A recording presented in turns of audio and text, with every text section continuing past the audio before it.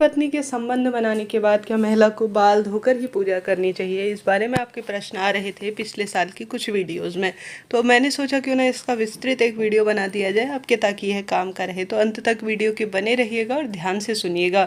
पूरे शास्त्र प्रमाणिक जानकारी आपको प्राप्त होगी। साक्षात जो है स्वयं सिद्ध यह बात निर्णय सिंधु में लिखित है, स्पष्ट है, वही आपको उदाहरण भी दूंगी।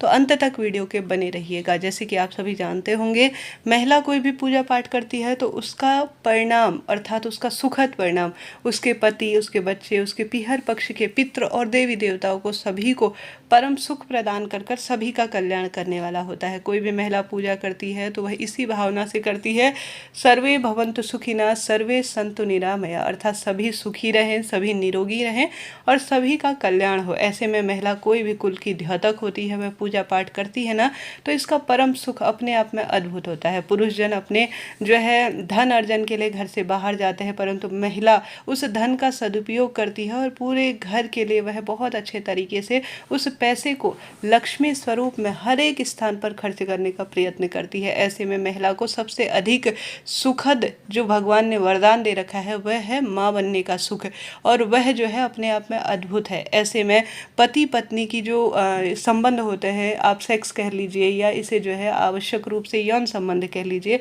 ऐसे में प्रत्येक जो है महिला पुरुष जब इस कार्य से गुजरते हैं तभी जो है संतान की उत्पत्ति होती है। परंतु इसे कई भक्तजन या कई समाज के लोग जो है गलत निगाह से भी देखते हैं।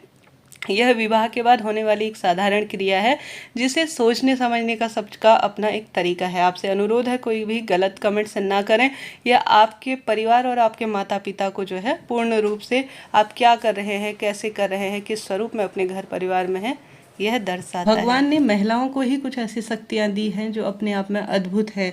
ऐसे में महिलाओं के लिए ही कुछ खास नियम भी बताए गए हैं, जैसे कि विशेष पूजा, आराधना, बाल धोने के नियम। कहा जाता है इस बार को आप बाल धोएं या न धोएं।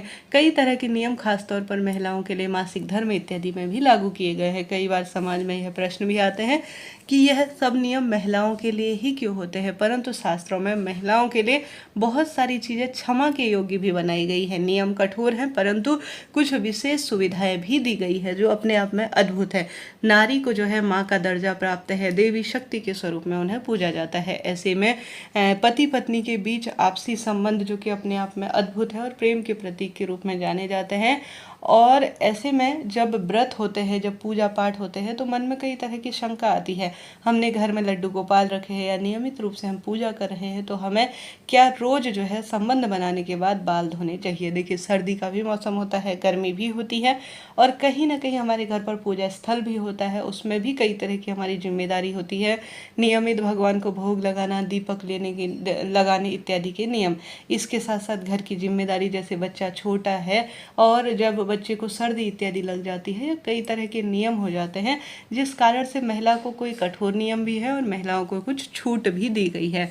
ऐसे में सबसे सुंदर महिला के लिए है, सुंदर स्वरूप में बात लिखी गई है शास्त्रों में कि पुरुष अगर संबंध बनाते हैं तो उन्हें पूर्ण रूप से शुद्ध होना चाहिए, अपने बालों को धोकर और पूर्ण रूप से शुद्धता की भावना से भगवान की पूजा करनी चाहिए। पुरुष अगर संबंध बनाते हैं तो जरूर से उन्हें जो है बाल धोने या पूर्ण रूप से शुद्धता के साथ ही स्नान इत्यादि से निवृत्त होकर भी भगवान को स्पर्श करना चाहिए। परंतु निर्णय सिंधु में यह पूर्ण रूप से लिखित बात है जो कि अपने आप में अद्भुत है। इसमें लिखा गया है कि शयन से उठने के बाद भी नारी शुद्ध रहती है, जबकि पुरुष अशुद्ध रहते हैं। ऐसा सुंदर बात जो है शास्त्र में लिखी गई है। मैंने स्क्रीन पर वह स्क्रीनशॉट लगा रखा है। ऐसे में यह शास्त्र प्रमाणिक जानकारी है कि महिला जो है किसी भी स्वरूप में अशुद्ध नहीं होती है। वह अगर शारीरिक संबंध भी बनाती है पुरुष के साथ, तो ऐसी स्थिति में बाल धोने की कोई आवश्यकता नहीं है। अगर रोज जो है, आपने देखा होगा नवविवाहित महिलाएं, तो जो है यह एक प्रेम का प्रतीक है, इसमें कोई ऐसी वो नहीं है। पति पत्नी में अगर यह बात होती है तो इसमें कोई दिक्कत की बात नहीं है कि हम सभी जो है पूर्ण रूप से रोज जो है बाल धोकर ही पूजा करें, ऐसा आवश्यक नहीं है। यह हो सकता है कि जब ऐसा हो, रात में यह कार्य हो, तो आप सुबह जब ऐसी असमर्थता हो तो बालों में छीटन करें जल का, और स्नान का भाव करते हुए आप जो है स्नान किए बिना तो कोई पूजा होगी ही नहीं। हम बात सिर्फ बालों की कर रहे हैं, स्नान करना तो आवश्यक है ही है।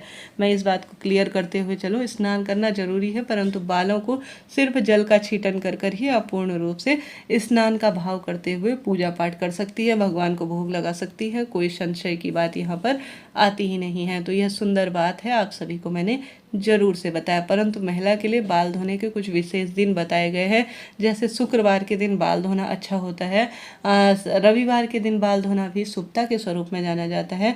कहीं कहीं क्षेत्रों में बुधवार के दिन बाल धोने में कोई दिक्कत नहीं मानी जाती, और साथ साथ कई क्षेत्रों में अलग अलग धारणाएं कही गई हैं, जैसे कि आपका जिस दिन व्रत हो उस दिन आपको शैम्पू इस्तेमाल नहीं करना है, अर्थात बाल नहीं धोने हैं, क्योंकि शैम्पू में कई तरह के केमिकल होते हैं जो कि व्रत को खंडित करते हैं। आपने देखा होगा मछली का तेल या कई तरह के साबुन शैम्पू का इस्तेमाल आपने देखा होगा। इसी कारण से कहा जाता है महिला को कभी भी जो है बाल धोकर जो है धोने नहीं चाहिए। व्रत के दिन एक दिन पहले ही आप सभी को बाल धोने चाहिए। जिस दिन आपका व्रत हो इस दिन आपको जल के छींटन डालने चाहिए। अगर ऐसी आवश्यकता है, आप जो है शारीरिक संबंध बनाए हो, तो आप सभी को जरूर से बाल धोने चाहिए। यहाँ पर यह भी बात लागू होती है। आप कहने का अर्थ मेरा समझ रहे होंगे। साथ के साथ आप सभी को अमावस्या तिथि पर बाल नहीं धोने हैं, पूर्णिमा तिथि पर बाल नहीं धोने हैं। इसका एक कारण यह बताया जाता है क्योंकि इस दिन जो है विशेष तौर पर ग्रहों की चाल ढाल बदलती है, मन मस्तिष्क जो है कहीं ना कहीं अलग ही अवस्था में होता है। तो अमावस्या और पूर्णिमा तिथि पर कभी भी बाल नहीं धोने हैं। इस नियम का भी आप सभी ध्यान रखते हुए अपनी पूजा आराधना को संपन्न करें। तो इस तरह से यह जानकारी थी। मुझे आशा है, उम्मीद है आपके लिए यह जानकारी उचित रही होगी। कोई भी प्रश्न हो पूछिएगा। आपका अपना चैनल है। देखिए, हमारे शास्त्रों में कई तरह के नियम पूजा पाठ के बातें लिखी गई है जो कि अपने आप में अद्भुत है। कोई भी आपके प्रश्न हो पूछ लीजिएगा, सब आपका है और आपके ही चैनल है। सभी सवालों का जवाब आप प्राप्त करेंगे। तो इस तरह से यह जानकारी थी। आप सभी की कई समस्याओं का इसका समाधान हो गया होगा। हमेशा शुद्धता का ध्यान रखें, हमेशा हाथ पैरों को धोकर कुल्ला कर कर पूजा पाठ के नियमों को अपनाना चाहिए। शाम के समय में भी यही बात होती है।